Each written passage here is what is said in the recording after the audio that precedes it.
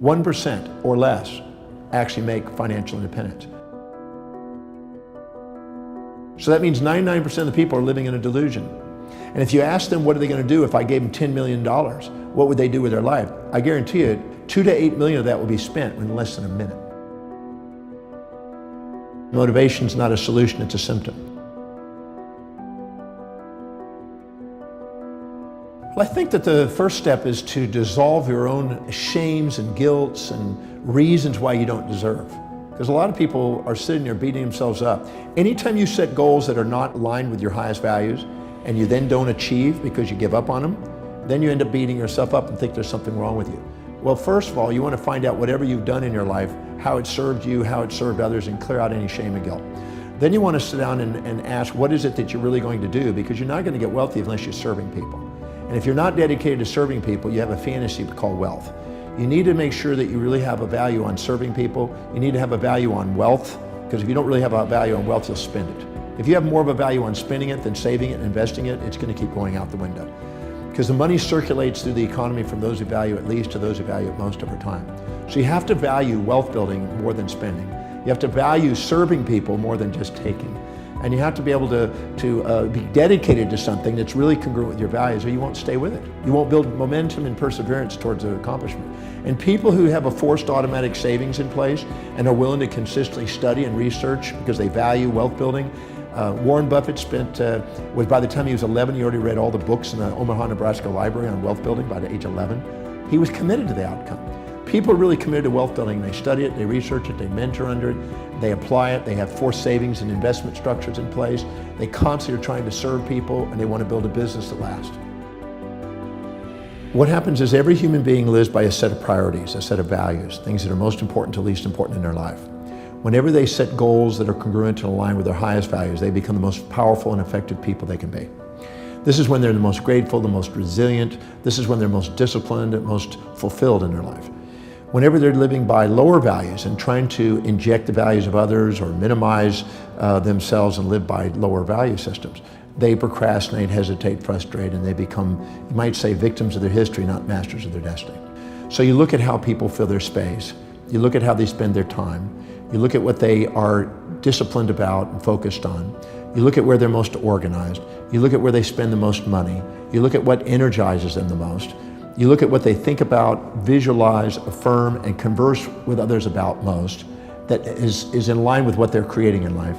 Look at what they're inspired by, what their goals are, and what they love learning. If you look and find the common threads to those questions, it'll narrow down to what you're dedicated to and what you spontaneously can't wait to get up in the morning and do. Any individual that is setting goals, intentions, that are congruent and aligned with the highest values, they have the highest probability of being spontaneously inspired in the morning to get up and do it. So if you have an entrepreneur that's working in a business and they found what is most meaningful to them, they have found the tap dance to work energy that Warren Buffett describes. Now, in addition to that, an entrepreneur also has to find out what their targeted market's highest values are to make sure that they're providing a service that meets those specific needs. So determining your own values and determining other people's values that you want to serve is an essential component, because you're here to be able to find something that serves other people, but it's also meaningful to you.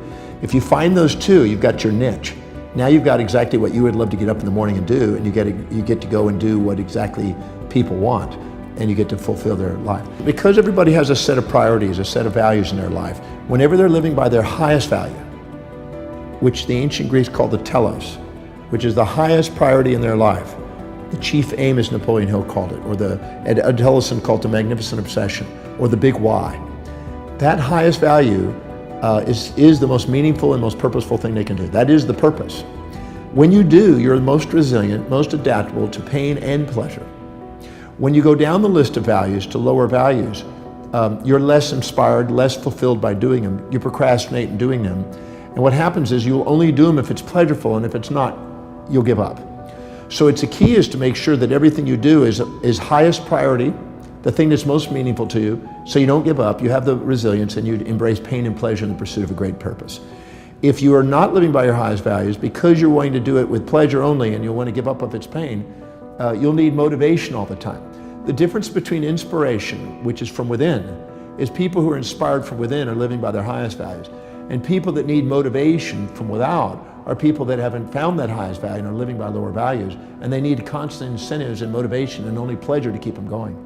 So our animal nature needs motivation, but our truest nature, our human nature, the one that activates the telencephalon in the brain, the executive centers of the brain, which allows you to be an executive and a leader in the world, transcends this pain, pleasure, amygdala reaction of the lower animal and within us, and allows us to function from an inner core mission that transcends that and allows us to be able to embrace pain, pleasure, support, challenge, ease, difficulties. Any complementary pair of opposites that you face along the way, you turn into on the way. If you're expecting to float across between two buildings, that's unrealistic expectation.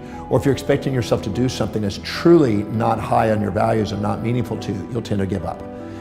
Or expecting some other human being to do something that doesn't abide by the laws of the universe, or expecting them to live outside their values. Because every human being makes decisions according to what will give them the greatest advantage over disadvantage, greatest reward over risk to their highest values. So if you expect yourself to do something that's not really meaningful to you, it sounds like a neat whim, but it's not really you, you're going to end up self-defeating and end up with the A, B, C, Ds of negativity. Internal anger and aggression, internal blame and feelings of betrayal, internal criticism and challenge, internal despondency, despair, and depression. And these A, B, C, Ds of negativity that you internally have, which some people call negative self-talk and negative self-behavior, is actually a feedback mechanism to make sure we're setting realistic expectations that are aligned with our real values. And we know that it's real if we can see it in our mind's eye, we see the strategy, we know the action steps, and it's obtainable. Now, those are the keys. When you do, you have a realistic expectation, and you keep showing effort and evidence of manifesting what you want to manifest. The wisest thing to do is start with simple goals that you achieve and train yourself to do what you say. If you train yourself to do what you say, your piggy banks become biggie banks. Your little action steps become big dreams. And if you live congruently with your highest values, you have the highest probability of achievement, and you won't give up on your goals. So if you set goals that are congruent, that are truly meaningful to you, and you start chunking them down into small enough bites, so you just keep doing things and keep rewarding yourself by accomplishing immediate steps, you'll end up manifesting things because you just strategize your way into the bigger game. So I always say that if you chunk the big project down into small bites and then down to everything that's within a time horizon and within your vision to see and do, you'll get it. You just stay with it long enough. If you stay perseverant towards an objective and exemplify action every day towards your objective, sooner or later everybody else kind of dies out and you're at the top. You just got to stay with it. Procrastination is a result of three primary things. It's an unclear vision. It is an unchunked vision. It means you're taking on too big a chunk without bringing it down to small enough bites that you can go and get it done. And it's not linked to your highest values. If you take the objective that you have, you make sure it is abide by the laws of the universe, it's doable. You make sure it really matches your highest values so it's linked. And the way you know that is if you can rattle off the reasons why you can do it and how it will help you fulfill your mission fluently. But if you're fluent, you're congruent. Then you basically make sure it's chunked down into small action steps you can do, and you micromanage until you've proven you can macromanage. That means you do it into small baby steps every single day. If I do this, I'm one step closer. If I do this the next day, I do it one step closer. Break it down into such small steps that it's by the inch, it's a cinch. If you do, you won't procrastinate. Procrastinate means that you've unchunked it, unlinked it, and unclarified it. I think that people who think they're going to be positive all the time are delusioned. Just like a magnet, it has two sides, and you have two sides. And the more you set up a fantasy that has only one side, the more you get depressed when it doesn't match your fantasy. So I'm a realistic guy that sets real goals in real time with a balanced orientation, and I accomplish more by doing it than setting up fantasies and then having nightmares. The real principle behind the law of attraction is not really metaphysical, as some would like to propose. If you're a woman and you're dedicated to children and you have 3 beautiful children and you walk in a mall, you're going to notice things related to children. You're not going to notice business materials. But if you're an entrepreneur and you're walking in a mall, you're going to notice business things. You're not going to notice children's things. So that means that whatever is most important to you, whatever is highest on your value, whatever your real purpose and most inspiration is, you're going to filter out of your reality. You're going to see opportunities. You're going to make decisions quicker because you got more awareness, and you're going to stick to them with more perseverance in that area, and you're going to see more synchronicities. So a lot of the secret is simply those things that occur spontaneously when you're congruent with your highest values. So if a person will set goals that are congruent and aligned and chunk them down and follow those actions and prioritize it and delegate that, they have amazing synchronicities, and their vision and their affirmations and their things become congruent, and in that congruency they create their reality. So I'm a believer that it's not as much metaphysical as it is axiological. It is based on human value systems. You want to make a lot of money? You want to be successful? How do I get from where I am to where I need to be? I didn't want to be rich. I just didn't want to be poor. I started it 10 years ago with a vision and 2 employees, and now we're 250 people. We'll do 150 million this year. And every day when I get off the elevator and I walk into my office, it's this feeling of accomplishment and satisfaction, knowing that I had this vision and a few years later, it's real. You know, when I was younger, my parents didn't speak any English. And like many immigrants, since I was a little kid, I was 8 years old when we came to North America. And so I had to read the contracts. You know, when my dad bought a house, I had to read the mortgage and go through the paperwork. And when I was around 18 or 17, I looked at being, at that point, we were, you know, lower middle class. And I said, how do I get from where I am to where I need to be? And so I started calculating how much money I would have to make in order just to buy a house. And then I added the taxes into it and all the other stuff. And I realized how difficult it was going to be to accumulate capital. Because that's the hardest thing to do, is to accumulate capital. It's one thing to get paid a lot of money, but if you look at the tax system in North America, it's really hard to amass capital. And I just decided that I didn't want to be where I was. I didn't want to be middle class or lower middle class or mediocre. I just wanted to be great at something. Because I figured out that the people that I saw that were doing great things were fundamentally great at one thing. The analogy I always use is Peyton Manning gets paid $10 million a year. He doesn't get paid $10 million a year to tackle, to kick the ball, to play defense. He gets paid $10 million a year to do one task and do it really, really well. Nobody buys from you. Nobody makes you wealthy because you're okay at something. The world does not reward mediocrity, nor does it reward average. It only rewards exceptional. So you got to find that one thing that you're good at, and you got to become great at it. Because if you focus what you're not good at and try to become good at it, you're going to run into somebody who is going to clean your clock at it. When you think about success and you think about business and you think about being an entrepreneur, everybody wants to talk about the good times.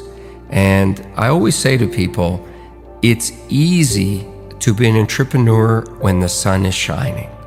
It's easy to run your own business when there's good cash flow and people love you and there aren't many problems. But have that same desire to do it when your biggest customer just left, or do it when you don't have enough cash to make payroll, or do it when you've got real problems at home and nobody cares. Being a great entrepreneur is the ability to stay focused and highly motivated when there's failure around you. It's not your ability to handle success that'll decide how successful you'll be. It's your ability to absorb failure. Not take failure, not get hit, but absorb it. I mean, absorb it with every fiber of your body. When there are those days where you feel like, I just cannot go on. Get up on those days, get in front of your team, and get them going in the same direction, and be highly motivated on those days. Because if you can do it on those days, you can do it any day. Being a successful entrepreneur is really lonely.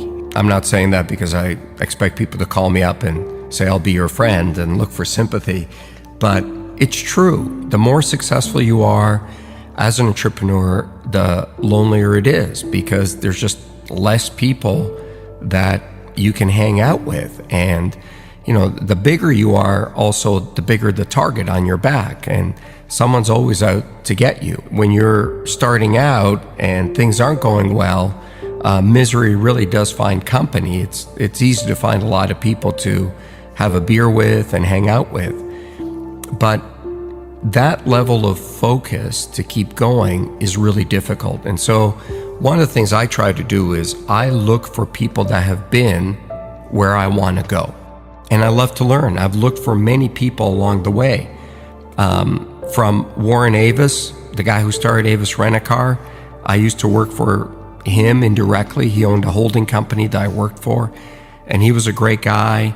To people you've never heard of, to even some of the other sharks. I've learned a lot from Mark Cuban. I've learned a lot from Damon John. I've learned from a lot of people. The biggest lessons, and my biggest mentor, was always my dad, because that level of courage I had never seen in another human being. And when I was younger, I didn't really understand it. Once I got older, I understood the sacrifices that he had to make for me to be given the opportunity to be successful. I mean, he was 37 years old, left a communist country, crossed the border, hopped on a boat, and brought his wife and me, my mom and I, with one suitcase to a foreign country where he didn't speak the language, didn't know a single soul, and we had something like $20 in our pockets. That's courage. And as I got older, what I really learned out of that is never complain, because number one, nobody cares, and two, all you deserve in life is an opportunity. Man, when something gives you an opportunity, you got to take it, you don't complain, and you got to go for it. I'm a highly emotional guy. I'm a highly passionate guy. I love my business. I love everything about it. Where I'm not emotional is when it comes to winning or losing. You've got to be very careful about not taking your own bias or emotion into a negotiation or into a fight or into anything, because you've got to be very clear what the goal is. And in business, the goal typically is to make money. When I went to sell my first business to AT&T, I didn't want to sell it. And so it was the night before we were supposed to close the deal. And so I changed my mind, and I called the CEO at the time, and I said, "Oh, I can't sell this business." And he looked at me and he said, "Why not?" And I said, "Oh, it's my baby." And he said, "No, it's not. It's a business." I said, No, it's my baby." And he goes, "No, it's not. Your baby is what you have at home. That's your family. Your business is not your family. Your business is an asset that you started. And if you think we're paying you the right price, then you should sell it. If you think you can keep going and maximize the return, then don't sell it." And he was so non-emotional about it, it really hit home for me. I've seen more people make mistakes because they get angry or they get highly emotional in front of a customer or in front of a supplier. Leave your emotion at the doorstep. Business is about business. When you hit the real world, you're going to start competing with people who are really, really good at something. Technology, advertising, something, and they know it inside out. You want to make a lot of money, you want to be successful, you got to take those people on with a skill that you're world class at. I hate the word failure. I hate that label. I wake up in a cold sweat in the middle of the night sometimes when I feel like I'm going to fail or I'm a failure. I run every day, and I run pretty far, and sometimes, just like everybody, I get jet lag and I get tired. And when I get to that point where I feel I cannot go on, this little inner voice inside me says, "What are you, a failure?" And then I don't care if my feet are going to fall off and blood is going to start dripping out of my veins. I will not stop. I hate that word. I do not want to be defined by that word.